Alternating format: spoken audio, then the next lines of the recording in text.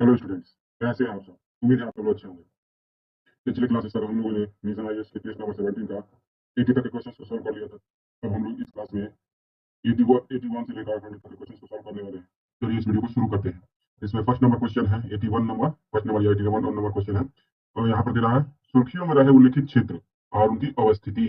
तो उल्लिखित क्षेत्र यहाँ पर और कैसा चुनाव करना है, क्षेत्र और अवस्थिति देखने से पहले हम लोग देख लेंगे कि कैसा चुनाव करना है। तो सही कथन का चुनाव करना है। सही कथन का चुनाव करना और ऑप्शन का टाइप कैसा है? तो ऑप्शन का टाइप है केवल एक, केवल दो, सभी तीन, कोई नहीं। तो यहाँ पर ऑप्शन देखने के बाद तो हम लोग अपना स्टेटमेंट देखना शुरू करेंगे।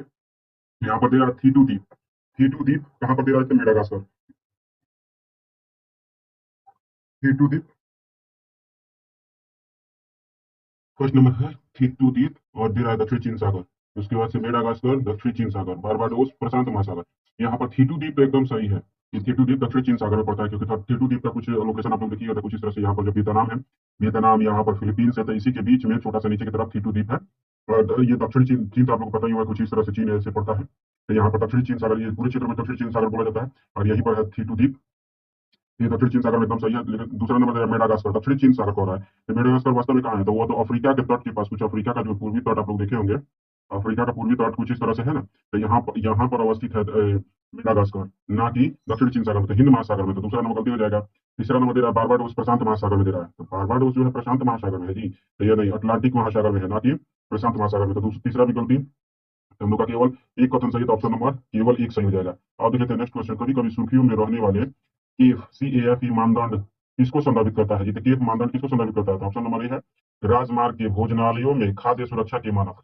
भोजनालयों में खाद्य सुरक्षा के मानक। उसके बाद से वाहन निर्माताओं के लिए कारपोरेट औसत ईंधन दक्षता दक्षता CO2 उत्सर्जन की सीमा निर्धारित करने से जुड़ा हुआ है जी। उसके बाद से है, तो यहाँ पर केफ का वास्तविक संदर्भ यही है, आगे पढ़ने की ज्यादा जरूरत भी नहीं है किसी चीज को। एक तरह से ये जब केफ नाम मानदंड की शुरुआत हुई थी, ये काफी चर्चा में था कि जो कोई भी वाहन चलाते हैं हम लोग, उसमें से कितना CO2 निकलता है, कितना किलोमीटर चलने पर या फिर कितना घंटा चलने पर कितना CO2 निकलता है, उसका सीमांकन निर्धारित करने का काम करता है। यह कब शुरू किया था? BEE द्वारा, ब्यूरो ऑफ एनर्जी एफिशिएंसी द्वारा शुरू किया गया है। 2025 में ही शुरू किया गया था तत्काल में केफ मानदंड को, ब्यूरो ऑफ एनर्जी एफिशिएंसी द्वारा। तो अब हम लोग देखते हैं, हम लोग आंसर निकल चुका ऑप्शन नंबर बी। अब देखते हैं नेक्स्ट क्वेश्चन।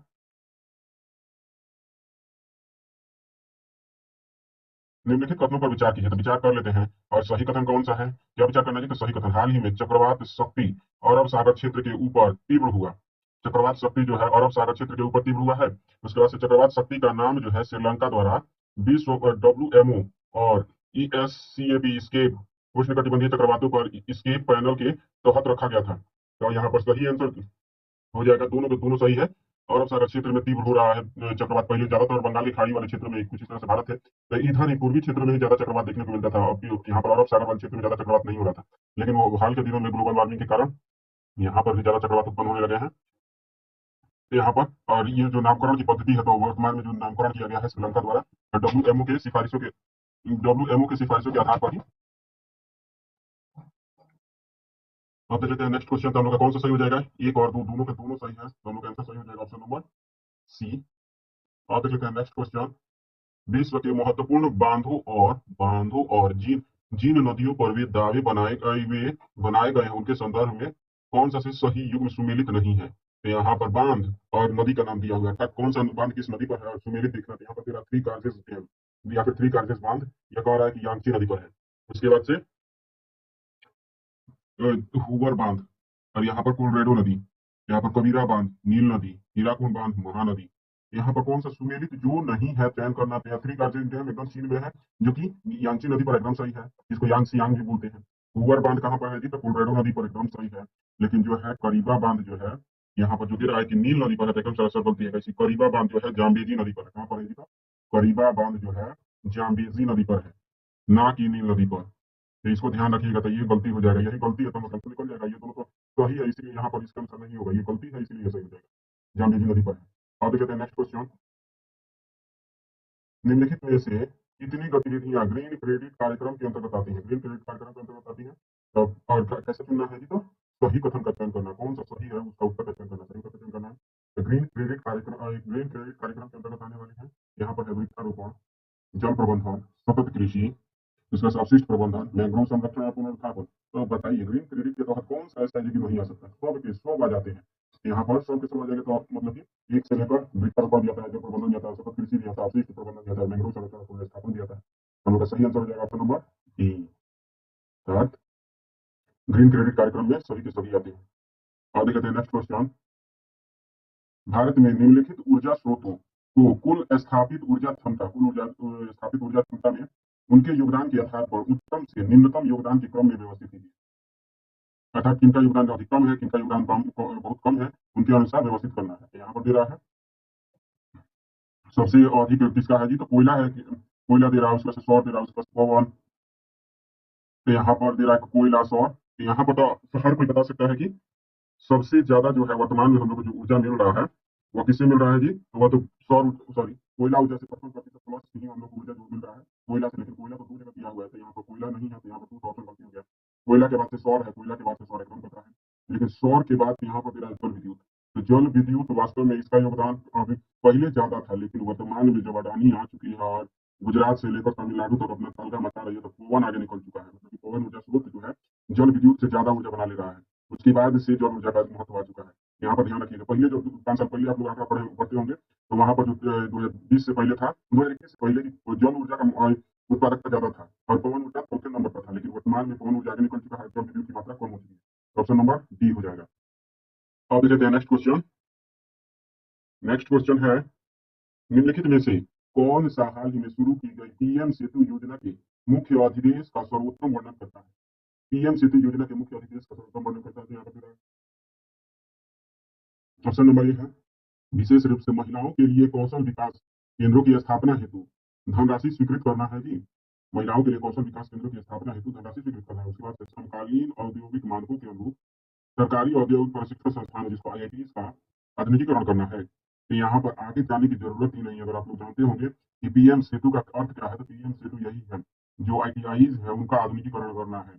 जितने भी छोटे अनुसंधान, मतलब आप लोग आईटीआई किए होंगे, तो ये आईटीआई से जुड़ा हुआ जो ट्रेड होता है, जो रेलवे में बहुत आवश्यक माना जाता है, रेलवे में जॉब लेने के लिए, तो वही जो प्रशिक्षण संस्थान है उनका आधुनिकीकरण, जो मशीनें पुरानी हो चुकी है उनको नया करना, जो स्कूल और कॉलेज पुराने हो चुके हैं उनको नए कॉलेज में स्थानांतरित करने के लिए सब जुड़ा हुआ है। आईटीआई को आधुनिकीकृत करने के लिए जुड़ा हुआ है। कौन सा जी, तो पीएम सेतु योजना। इसको ध्यान रखने वाला जी बात है, क्योंकि अगर सेतु लिखा है तो सेतु हमको दिमाग को भटका सकता है कि सेतु का आईटीआई से संबंध क्या हो सकता है, लेकिन वास्तव में है सेतु का आईटीआई से ही संबंध है। देखते हैं क्वेश्चन नंबर 88। निम्नलिखित कथनों पर विचार कीजिए। और क्या विचार करना है, तो सही कथन पर विचार करना है। और यहाँ पर कुल फसल क्षेत्र का 2/3 से अधिक हिस्सा खाद्यान्न फसलों की खेती हेतु समर्पित है। कुल फसल क्षेत्र का 2/3 से अधिक हिस्सा जो है खाद्यान्न फसलों की खेती हेतु समर्पित है जी। उसमें से चावल की कृषि के अधीन क्षेत्रफल गेहूं की कृषि के अधीन क्षेत्रफल से अधिक है। और बताइए, तो यहाँ पर दूसरा नंबर एकदम सरासर सही हो जाएगा। चावल की कृषि जो है गेहूं के क्षेत्रफल से अधिक है, और 2/3 से अधिक हिस्सा कह रहा है कि खाद्यान्न फसलों की खेती के लिए समर्पित है जी। तो एकदम सही है। मतलब 66% प्लस लगभग 80% जितना भी भूभाग है भारत का, उसका 80% केवल खाद्यान्न फसलों के लिए उगाया जाता है। बाकी सब जिस पर खाद्यान्न फसल मतलब चावल, गेहूं, दाल और मतलब कि दाल, ये सब हो जाएगा, तिलहन दलहन ये सब हो जाएगा इस पर। और 20% पर ही बागवानी और अन्य कृषि की जाती है। तो इस दोनों के दोनों सही, तो ऑप्शन नंबर सी सही हो जाएगा। सही कथन का चयन करना था। अब देखते हैं नेक्स्ट क्वेश्चन। नेक्स्ट क्वेश्चन है बाल लिंगानुपात के संदर्भ में निम्नलिखित कथनों पर विचार कीजिए। बाल लिंगानुपात के संदर्भ में विचार करना है जी। और क्या विचार करना है, बाल लिंगानुपात के संदर्भ में सही कथन का विचार करना और चयन करना है। बाल लिंगानुपात के संदर्भ में सही कथन का चयन करना है। और ऑप्शन का तरीका क्या है, केवल एक, केवल दो, केवल ऐसे तो ये तो पढ़ने का कोई फायदा ही नहीं होता है। अब जब तक ये आंसर नहीं आएगा, तो ये याद है एक बार, तो दिमाग देने की तो जरूरत नहीं है। यहाँ पर दे रहा है कि बाल लिंगानुपात को 0 से 4 वर्ष की आयु वर्ग में प्रति 1000 पुरुषों और महिलाओं की संख्या के रूप में परिभाषित किया जाता है। उसके बाद से है कि 1991 और 2011 के बीच बाल लिंगानुपात में थोड़ा सुधार हुआ है। उसके बाद से 2011 की जनगणना के अनुसार भारतीय राज्यों में अरुणाचल प्रदेश का बाल लिंगानुपात सबसे अधिक है जी। यहाँ पर एक नंबर दूसरा सर गलती है, कह रहा है कि 4 वर्ष, तो यहाँ पर 4 वर्ष नहीं बल्कि 0 से 6 वर्ष तक के बच्चों की के जो बच्चे होते हैं उनको बालक कहा जाता है। 0 से 6 वर्ष के जो बच्चे होते हैं बालक कहा जाता है। और इनके लिंगानुपात को ध्यान देखा जाता है। और 1000 की जनसंख्या पर तो देखा ही जाता है, ये तो ठीक है, लेकिन 0 से 4 दे रहा है, यहाँ पर 0 से 6 होना चाहिए था, तो जाकर गणना होती है। और दूसरा नंबर जो दे रहा है कि 1991 और 2011 के बीच सुधार हुआ था बाल लिंगानुपात में, तो नहीं, ये गलती है। कैसे कि बाल लिंगानुपात में इस समय सुधार नहीं हुआ था, बल्कि 2011 के बाद थोड़ा थोड़ा सुधार देखा जा रहा है। तो इसको ध्यान रखिएगा, ये गलती है। और तीसरा नंबर दे रहा है कि अनुसार भारतीय राज्यों में अरुणाचल प्रदेश का बाल लिंगानुपात सबसे अधिक है, तो एकदम सही है। यहाँ पर तीसरा नंबर सही हो जाएगा, तो ऑप्शन नंबर केवल एक हो जाएगा। ऑप्शन नंबर ए हो जाएगा, केवल एक। अब देख लेते हैं नेक्स्ट क्वेश्चन। निम्नलिखित युग्मों पर विचार कीजिए। विचार कर लेते हैं, कैसा विचार करना है जी? तो सही कथन पर विचार करना है। यहाँ पर किर्गिज मध्य एशिया दे रहा है, बुशमैन कालाहारी मरुस्थल, बंदुइन अरब रेगिस्तान। यहाँ पर क्या देखना है जी? तो कौन सी जनजाति है किस क्षेत्र में रहती है? तो किर्गिज का मध्य एशिया में रहती है जी। तो इसको ध्यान रखिएगा कि किर्गिज जो है, किर्गिज जो है यहाँ पर कह रहा है कि मध्य एशिया में रहती है, एकदम सही है। किर्गिज जनजाति के बारे में जानते हुए जो कि मतलब चंगेज खान के साथ ये सब युद्ध में शामिल हो चुके थे। पहले तो थे ये ख्वारिज्म सल्तनत के अंतर्गत रहते थे किर्गिज लोग, लेकिन जब ख्वारिज्म का पतन हुआ तब चंगेज खान के अधीन आने लगे। तो इसको ध्यान रखिएगा। उसके बाद से बुशमैन कालाहारी एकदम सही है। बुशमैन जो है कालाहारी कालाहारी में पाए जाते हैं। बंदुइन अरब रेगिस्तान में एकदम सही है। बंदुइन जो है अरब रेगिस्तान के मतलब कि अरबी लोगों को बंदुइन कहा जाता है, वहां के मूल निवासी बंदुइन को कहा जाता है। तो यहाँ पर तीनों के तीनों सही है, तो ऑप्शन नंबर सी सही हो जाएगा। यहाँ देखते हैं नेक्स्ट क्वेश्चन।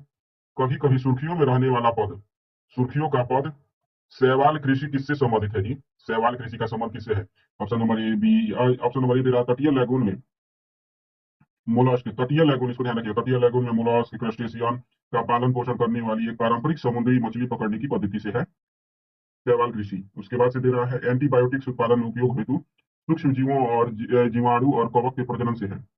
उसके बाद से दे रहा है खाद्य पदार्थ हो, जैव ईंधन, फार्मास्यूटिकल्स, कार्बन कैप्चर संबंधी अनुप्रयोगों में उपयोग हेतु शैवाल की वाणिज्यिक खेती। तो एकदम सरासर यही सही हो जाएगा।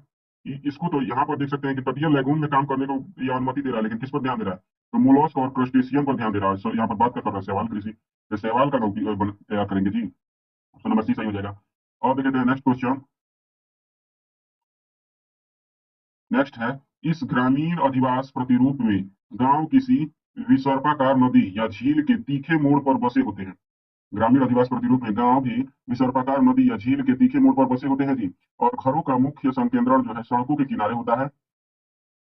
और उसके बाद से दे रहा है कि भारत में ऐसी बस्तियां चिल्का झील के आसपास और बूढ़ी गंडक नदी के किनारे पाई जाती हैं। और यहाँ पर दे रहा है किस ग्रामीण अधिवास प्रतिरूप का संदर्भ दिया गया है? नदी झील के तीखे मोड़ पर बसे होते हैं, तो यहाँ पर दे रहा है तीर, उसके बाद से टी आकार। यहाँ पर ये प्रैक्टिकल क्वेश्चन है, टी आकार, उसके बाद से चेकर बोर्ड, उसके बाद से निहारिका। यहाँ पर प्रैक्टिकल क्वेश्चन है कि आप लोग अगर ये फिगर जानते हैं तो कौन सा हो सकता है जी? तो यहाँ पर नदी के कह रहा है कि नदी के विसर्ग पर बने होते हैं ये जो है नदी के तीखे मोड़ पर बने होते हैं। मान लीजिए कि यहाँ से नदी आ रही है, ऐसे पहुंच जाती है, तो इसके मोड़ पर बने होते थे, कुछ इसी तरह से बसेंगे जी। तो ये कैसे दिखाई दे रहे हैं? ये जो है कैसा दिखाई दे रहा है? क्या टी आकार का दिखाई दे रहा है, या फिर चेकर बोर्ड की तरह दिखाई दे रहा है, या निहारिका की तरह? तो तीनों में से कोई नहीं होगा। ऑप्शन एकदम साफ साफ दिखाई दे रहा है कि तीर के समान है। ये जो है तीर के समान है, तो ऑप्शन नंबर ये हो जाएगा। और देखते हैं नेक्स्ट क्वेश्चन। हाल ही में आयुष मंत्रालय ने स्पार्क 4.0 पहल की शुरुआत की है। स्पार्क 4.0 जिसका मुख्य उद्देश्य क्या है जी? यहाँ पर दे रहा है आयुर्वेद स्नातक छात्रों में शोध संबंधों योग्यता को बढ़ाना।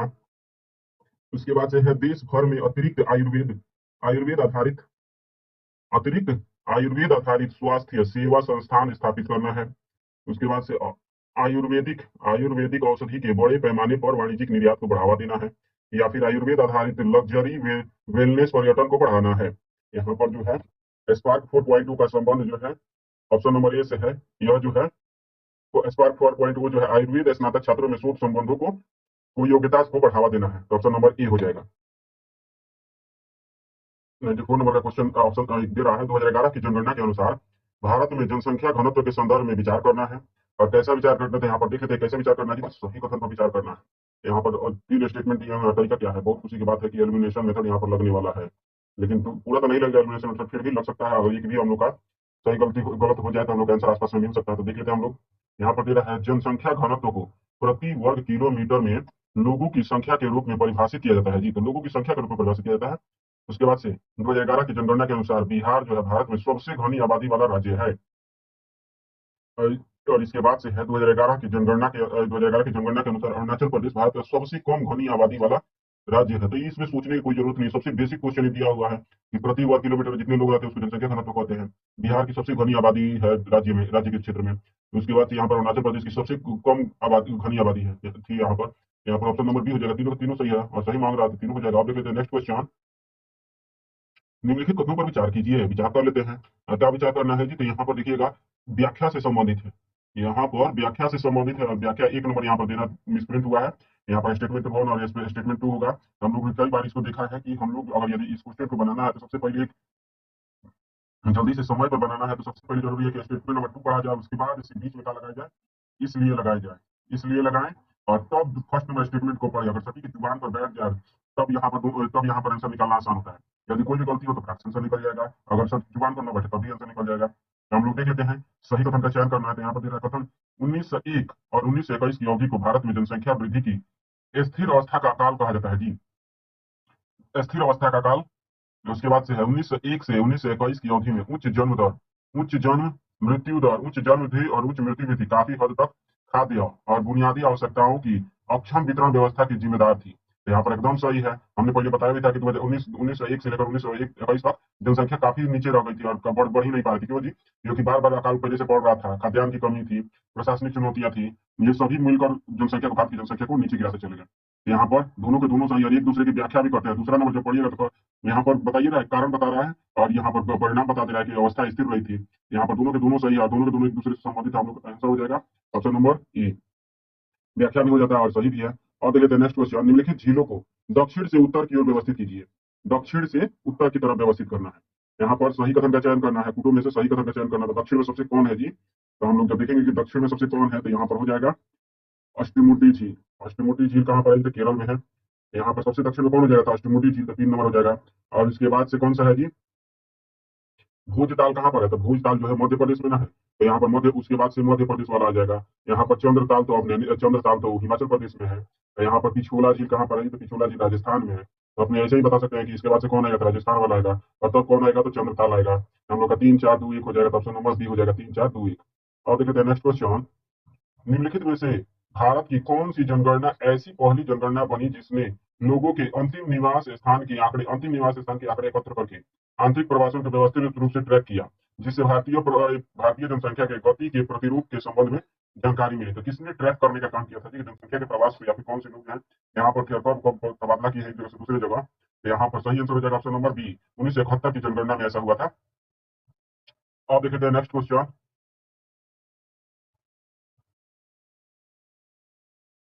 निम्नलिखित भूमि को भारत में भूमि उपयोग के घटते क्रम में व्यवस्थित कीजिए।